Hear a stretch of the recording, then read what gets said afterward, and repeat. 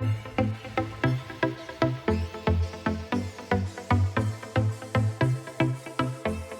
glad to be here.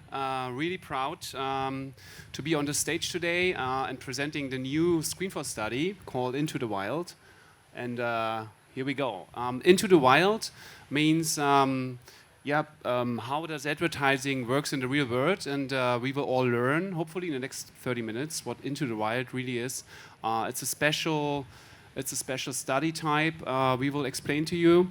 And it is really an honor to be on the stage. And of course, there will be a lot of different platforms integrated in the study. A lot of them I've seen on my way here, to be honest. They're all here, but they're all represented here in the study. Of course, it's TikTok, Instagram, YouTube, but it is, of course, ScreenForce, so we also have the big screen involved, broadcaster video on demand, and linear TV.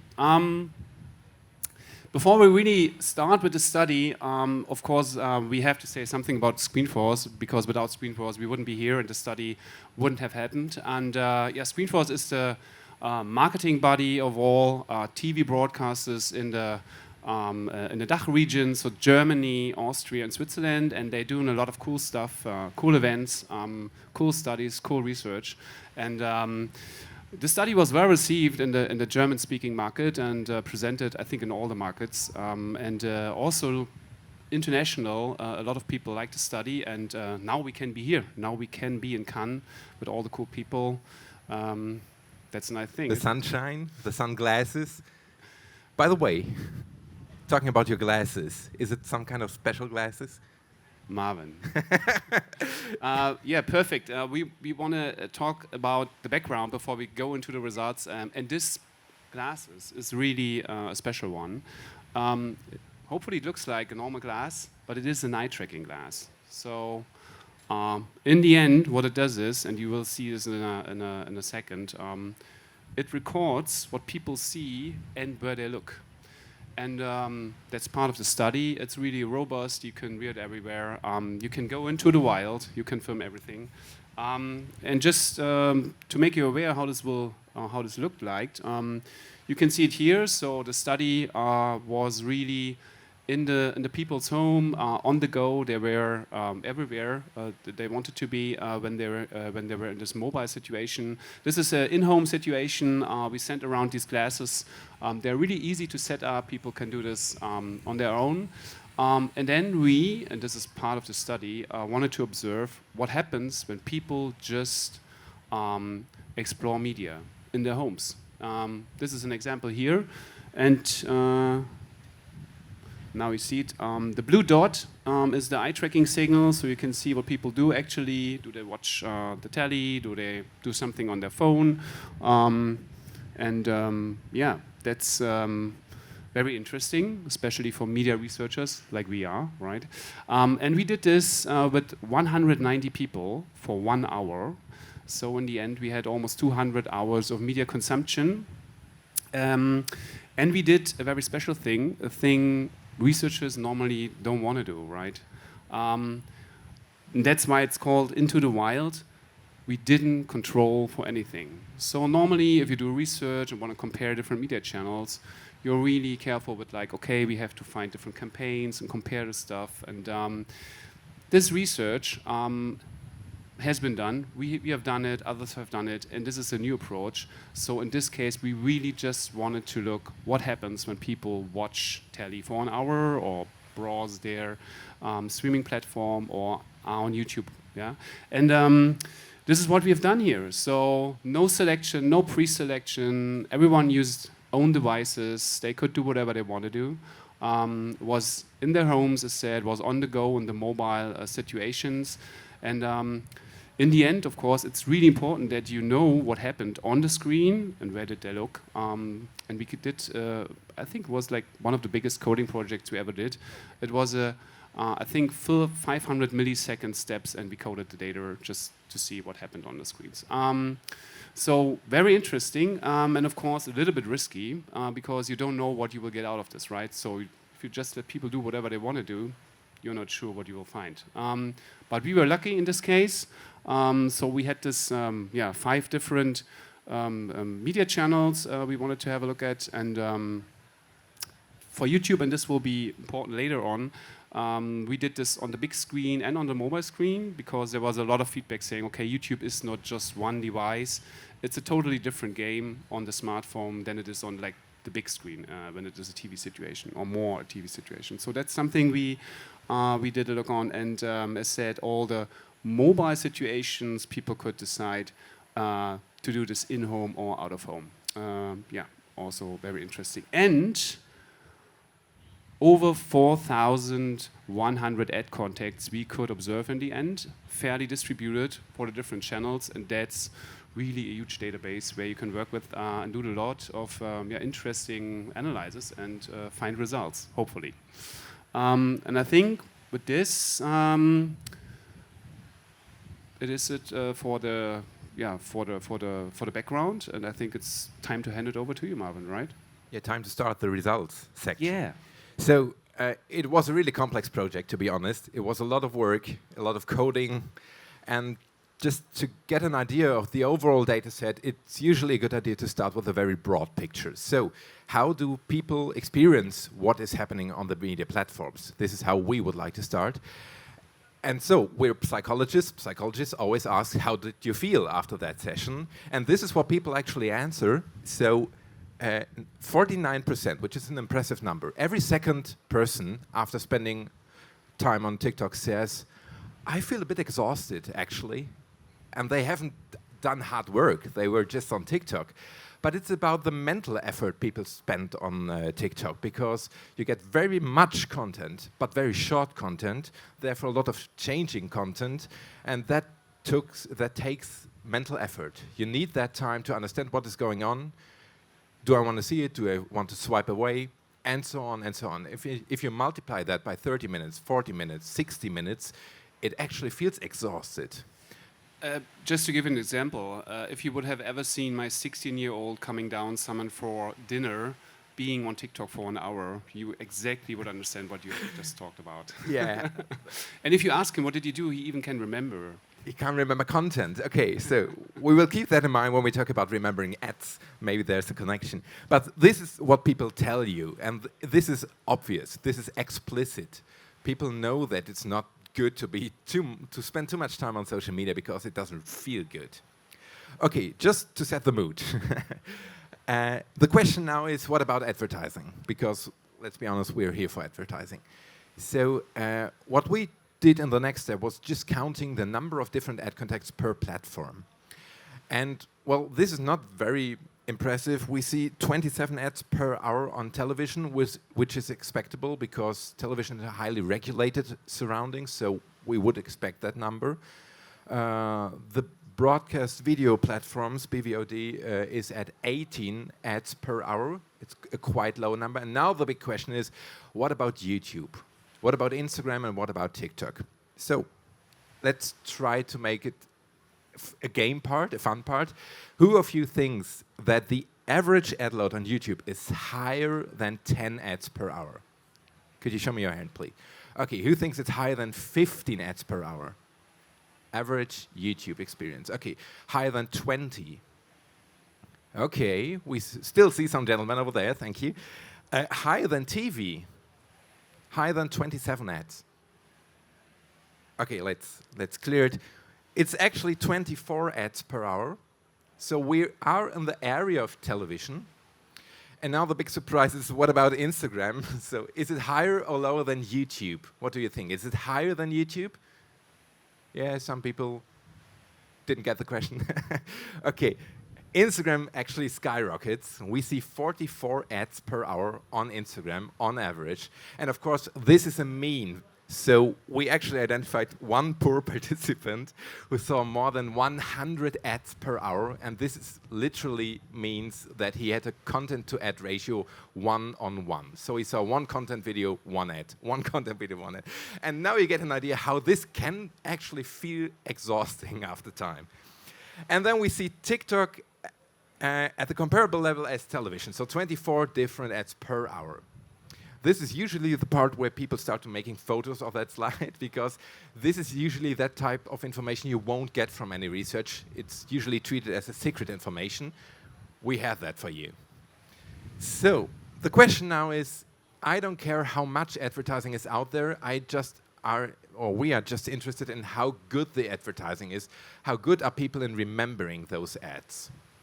So, Stefan, we have another thing. Just to be fair, this includes all type of advertising, so static and video advertising. If we want to make comparisons between those platforms, it is a bit unfair to compare static ads on YouTube against television, where we usually have beautiful spots. So we just separate the static ads. And here again, we see more than 17 static ads on Instagram and 9 static ads on YouTube per hour. So keep that in mind. Your ad doesn't necessarily compete with the content on YouTube and with other video ads, but also with a lot of static advertisement. And they can even be on the screen visible for the same time. So while a pre-roll is running, you could see a second static advertisement at the same time.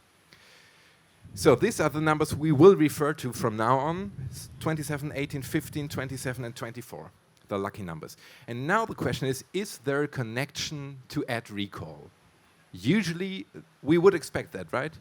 Sure.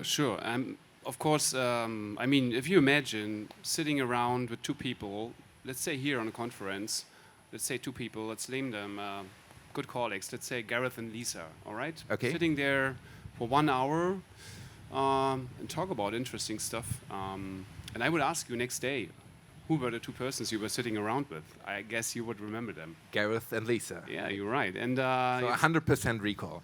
Imagine the other situation. You are at a very a lively place like here, 50 people in the room. You see them for 1 hour. You maybe have talked to each of them for a couple of seconds or minutes.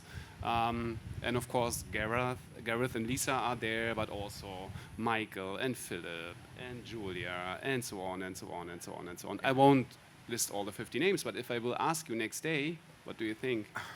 Would you remember all of them? No, definitely not. Yeah, and that's the question here. So normally you would expect the lower the ad load is, the better the recall is. Yeah? And that's a very, I would say, important number for all marketers and advertisers, because that's what you get out. That's the one thing that remains after 1 hour. Now back to you. So we would expect that you say that YouTube should be quite good, right? YouTube and BVOD should be the winners because they have the lowest ad load and therefore the highest chance, technically, or theoretically. So let's have a look at the ad recall, because we tested that. We had a quite complicated survey for that, and the free recall actually is not the best for YouTube. Sorry, over there. We see that 13% of all advertisement, of all brand contacts are correctly remembered on television, which is an impressive number because we're talking about free recall, so unaided. It's a very harsh criterion, it's a very strict measurement, and therefore 13% is pretty good. BVOD, actually better, 20%, which means 1 out of 5 ad contacts is correctly remembered by any person after watching it for only one time. It's pretty impressive. And to be fair, YouTube is not bad as well. We see 9%, it's pretty impressive for free recall, but it's not that good as television. Television is 4 percentage points ahead. And then we see what we would expect, to be honest. Instagram and TikTok are not really in that area, the others. They have different reasons for that, but a pretty high ad load on Instagram, for example, could be one explanation for that. But it is certainly not the fact that ad load is strongly connected or correlated with the recall. So there must be other factors involved. Any idea what that could be, Stefan? I give you a hint. The next chapter is about attention. Exactly, Marvin. That's, of course, another explanation we had. And we will have a look on these numbers. And if you talk about attention, there are different levels of attention, right? We have the glasses, so we will have a look on how long did people actually look at the ads. But before this, we all know there's a technical measurement called ad visibility, right? And this can be seen on the next slide, and also gives an explanation, right? So you see On television, it's about 20 seconds. On BVOD, it's 23 seconds. Mostly, this difference is because people can zap when they are on television. And maybe to say something not so nice about television today, especially in Germany, we have very long ad breaks, right? So from time to time, people tend to zap when they have the chance. That is what can be seen here. Then it goes down to YouTube, around 10 seconds. On YouTube, you normally have the situation with pre-rolls. 5 seconds is a must. Then you can skip or not. That obviously makes a difference. But it's around 10 seconds. It's still like a good number, I'd say. But if you look down, I'm not sure if you can see it. It's not important. It's 2.4 or 2.5 seconds for Instagram and TikTok. And I think that's a thing you all know, but we wanted to give you results or a result or an example what this looks like. And that's why we have a video with us. That's a TikTok situation from the study. A real one. A real one. Yeah, just play this for you, and you will see there's a lot of things going on. You see a nice dog, you see someone walking around, and another one. So this is like the actual time, and there's a lot of funny things going on. The question is now, have anybody of you noticed an ad? Anyone? Okay. Good. Me neither. Good. Okay, now I'll play the video again, and there's a timer, and you will see when the ad is on the screen, okay? Same video, you see there's a dog. Now the advertisement starts. There it is, and 2.6 seconds is around the amount of time you get on the screen in this situation. Next question would be, did anyone recognize the brand? You did, okay, Marvin. Well, it's a bit of an unfair question because it's a German brand. It's Zalando. Yeah, so this is the situation on the screen, and that's something you have to keep in mind. And this is, yeah, I would say even more responsible for the really low ad recall rates we see. It's really difficult in these really short amount of time to get something across. Yeah, that's what we see here. Next slide. Now we see the real eye tracking attention data on the ads on average. So this is what you get. Normally, in the German-speaking market, you get 15 seconds of attention on the screen while your ad is on the screen. Yeah, and this goes up for broadcaster video on demand, almost 20 seconds, and you see YouTube around 7.4, and around 2 seconds for the social media channels. If we remind ourselves to the ad visibility times, you see, okay, this is around like 25% you're losing on TV. Yeah, this is something that has to do with especially second screen. We know German market. Germans are still quite, like, yeah, in their TV, I would say. There's not so much second screen usage. There are other markets, but the same amount, around 25%, you lose on YouTube. And that's a very interesting result, and I think we will explain this later on. This especially has something to do with the big screen situation and the small screen situation. And you see, on the other hand, like on TikTok, this short amount of time the ad is visible. Almost all of the time people look towards the screen, and you already explained it, makes sense, because they have to decide, is this something for me, do I want to watch it, or do I want to skip it, right? And yeah, that's what you can see here, and this reflects the number from the ad visibility. The one thing is, as we had this like high-class eye tracking in the study, we not only could, yeah, look, if people look towards the screen, but we could really do a coding of what happened within the ad, because it's a good thing if you look 15 seconds on a TV spot, but there's only a story and no product or no brand in the end, you might not get across your branding message. So that's a thing we did have a look on, and you see it here. So this is a big screen, and there's a video on, and you see the eye tracking signal is as accurate as this, and you can really code. Did people look towards the brand logo? Did they look towards the product and stuff? A lot of different analyses we did here. The most impressive one, and they're all going in the same direction, is the one for products. And this is what we see here on the next slide. And you see it's 2.6 seconds, at least for TV. So a lot of the time people look towards the spot is more about story and emotional stuff and music, but there's also product involved. And this time goes up for broadcaster video on demand, almost 4 seconds. Yeah, the longer exploration there leads to more information about the brand. And now really interesting is what happens on the others. You see YouTube is going down to 1.5. And now we see 1.1 and 1.0 second for social media. Quite low numbers, but to be honest, we were positively impressed here because you see, okay, what people know about this. So you as marketers and advertisers, you know that you have a very short amount of time, so you normally make sure product, branding is involved and is a main part of the first seconds. And that is reflected here. So 50% of the attention goes directly towards the product. Yeah, it's still a small number, but yeah, something that speaks a little bit for them in this situation. All right, and with this, I think it's time to hand back and talk about YouTube a little bit more. Yeah, because YouTube was always in between, right? So there was no clear direction for YouTube. It's okay-ish, but not very impressive. And of course, you already mentioned it, Stefan, this is due to the fact that YouTube is very universal, because we always see those media usage on smartphones and on the big screen. And so, can you hand it? Sorry. And so if we think about the screens, actually, so I personally really are into movies and into cinema. So my screen at home, my big screen at home is pretty much this size of that screen wall. And if you now compare it to a standard screen size of a mobile phone, obviously there is something about the screen size, right? When we talk about advertising effectiveness.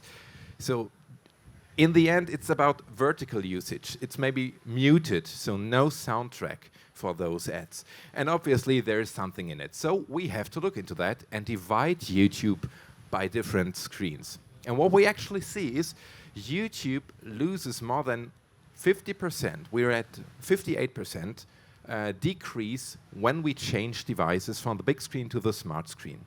Makes sense because, well, look at this. This is much more impressive. This is much more flashy, standing out than their average smartphone. We already saw that viewing time has a connection to visibility for obvious reasons. So viewing time also decreases by more than 50% once you go on the smaller screen. And unfortunately for YouTube, this is an effect that actually transfers to the ad recall. So we do see minus 57% decrease in the recall once we are on the smaller screen. You could now raise the question, what about the two closest or most similar platforms, like BVOD on the big screen and YouTube on the big screen? Are they comparable?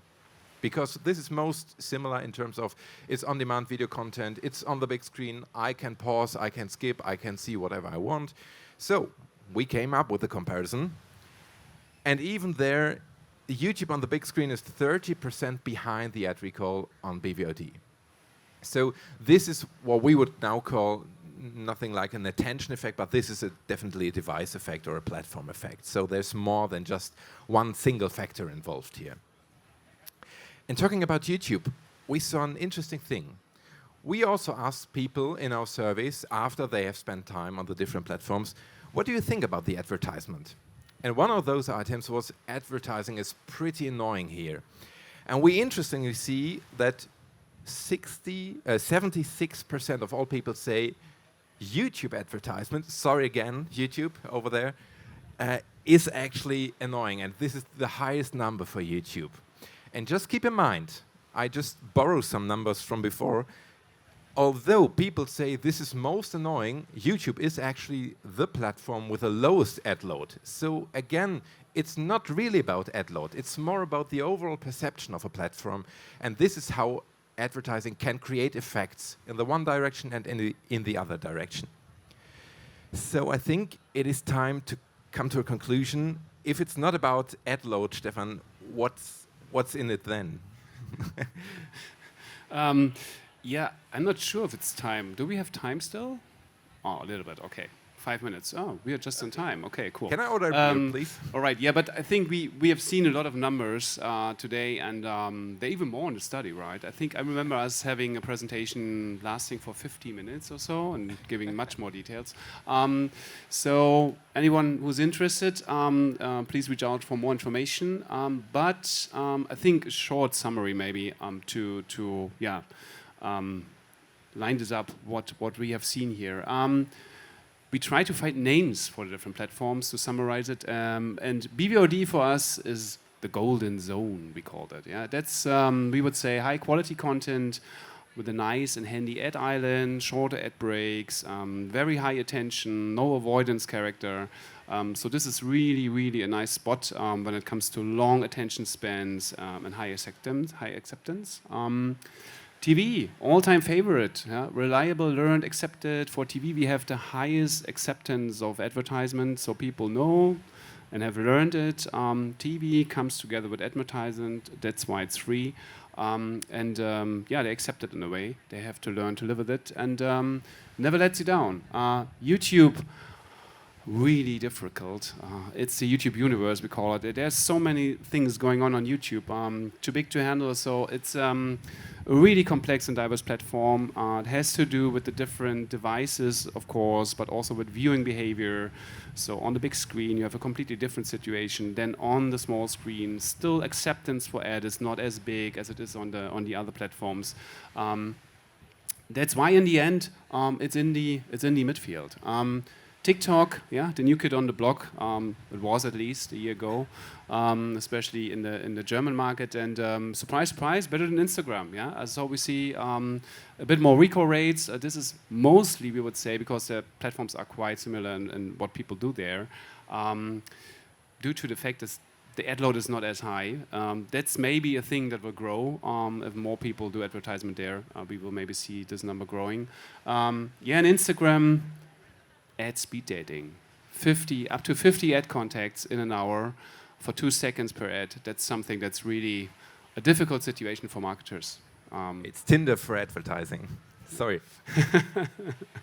All right, yeah, and maybe to have one conclusion here, it's a complicated world, right? So we have seen today that media experience and ad effectiveness is a thing that's really complicated. A lot of different things that are combined there, like acceptance of ads, content quality, number of ads you see, also screen size, attention spans, and so on and so on.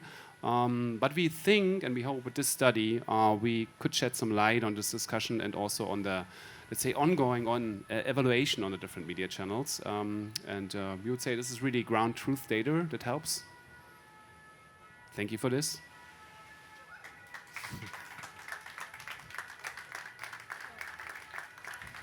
Of course, questions are allowed. Yes, exactly. I have a microphone, so if you have any questions, please raise your hand. So your study is quite focused on the German market, but we are here in France, and I wonder if you see differences between European markets without studying them or without analyzing them. So, very good question. Thank you.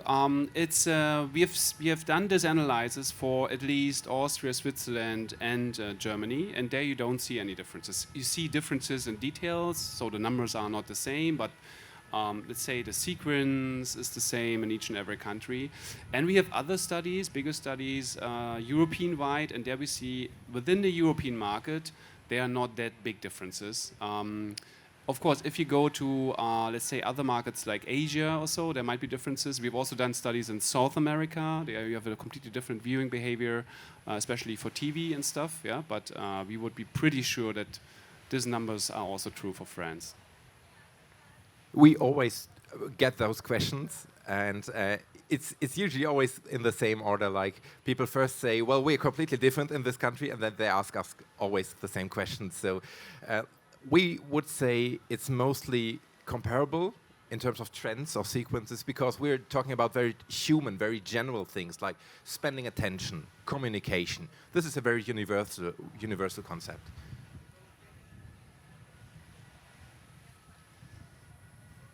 Any other questions? Some Otherwise, I more. have one. If you have carried out a lot of these media studies in recent years, anything that can still surprise you or did surprise you about this one? You take it? So if this can serve as an indicator, most phones go up for those slides with the ad load and the recall. As I said, these are usually secret or very, very carefully used information. And the very high ad load for Instagram was a big surprise, especially if we then draw the connection to the recall. So sometimes ad load works, sometimes it's not the explaining factor. As Stefan said, it's really complicated. The great end slide. Anything else? Well, I'll continue then. The study has made big waves in the industry. What was the general feedback from media and advertisers? I take this one. A good one, to be honest. I know that, Screenforce is doing a lot for this. You know, the thing that always happens is, Screenforce, the marketing body for TV and broadcast streaming platforms, is doing a study, and then they find out that their platforms are better than the rest. But this is well known, so Screenforce is doing two things. Before they do a study, they talk to these people and ask them what they really would like to find out. And then we are very transparent. So you can download all the stuff, all the methods is there, you can have all the details. And I think this combination is a good one, and especially for this kind of questions. Okay, what people really do, what the number of ad loads, stuff they really don't know themselves. That was really, really interesting and was really highly appreciated. And they all know this is also an expensive study, and it's also a bit risky not to control for anything. And I think that's why it was a very positive reaction from the market. Thank you. If you think about the numbers from your study again, does this actually mean that we should no longer advertise on social media? Yes, full stop. No! We love that at RTL. No, obviously it's not. It's called media mix or marketing mix for a reason, right? So it's always a mix, and it depends on so many factors like different product categories, different industry sectors, different target groups, etc., etc. The only thing we could point out by doing an empirical study is providing some information on how different the effects actually are. And of course, we're talking about different costs at another part, but just keep in mind, one ad contact is not equal to a general ad contact. So there are differences, and this is what this study showed. And maybe to add on, what we've seen here are averages, right? So within the social media world, there's a lot of different things happening. So there's really successful campaigns gaining a lot of attention. It's not so easy, right? So you have to be careful with your creative, and that's definitely one thing. And then also to be fair, this is the upper funnel, right? We're talking about attention, we're talking about recall. It's, I think, the old discussion about long-term, short-term stuff. We know that social media has also its value, but maybe in different areas. Picking up on attention, with the eye-tracking glasses, would you say that attention is the key factor in advertising nowadays? I would say so. The question is, how do we define attention? Because we strongly focused on visual attention, because this is what we can measure with the Into the Wild approach. We had no control about anything, so it was obvious that we test for visual attention, and it seems to be a good explanation for recall, at least. But of course, you could define attention different than me, right? There are people saying activation is attention. You need to qualify attention in terms of was it a nice attention, positive attention, or a negative one. So it's an ongoing discussion in the market. We think attention is more or less a precondition, right? There needs to be something that is received, and then you can have positive or negative effects. You can have a recall and stuff. So we, as researchers, would say it will always play an important role, especially in these days. You know, there's a lot of media consumption, a lot of distraction and stuff. So. Yeah, it's important. And complicated. And complicated. And that's what we say as EyeSquare. That's the name. What a great finish. Thank you so much. Give them a warm welcome. Thank you.